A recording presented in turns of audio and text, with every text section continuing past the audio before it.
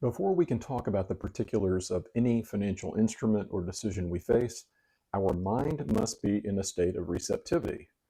I firmly believe that we frequently miss out on significant opportunities because we are judging new information based on what we think we know, otherwise known as our beliefs. We've covered the first two tenets of the receptive mind, which are number one, the ability and desire to do our own thinking, and number two, to embrace cognitive dissonance, or the discomfort we feel when considering two contradictory ideas. The third tenet of the receptive mind is what I have termed practicing pedestal thinking.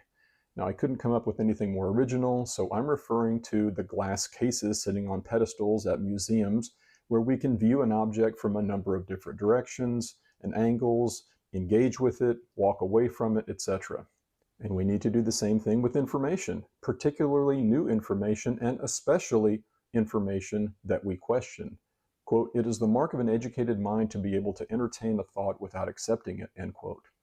That has long been attributed to Aristotle, but it seems now that he may or may not have written or said that. But either way, it's the exact point I'm trying to make. And I would add that I think a helpful revision to that quote would be to have it read, "It is the mark of an educated mind to be able to entertain a thought without accepting or rejecting it." We should constantly be working to hone this skill of evaluating information at arm's length and considering it from different vantage points. It seems to me that more often than not, people have very strong and immediate reactions to information, yet I think we've lost our ability to critically examine. We would make far better decisions and avoid missing out on knowledge that could help us achieve what we say we want to have if we would practice pedestal thinking. So as examples, if we say we don't want to lose money and we want to have access to it, and all the data points to taxes almost certainly going up in the future, why did the overwhelming majority of people have their money in places that can lose money?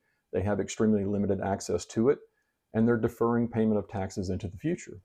So come on back next time when we'll get into the fourth tenet of the receptive mind, exercising discernment. Until then, be well.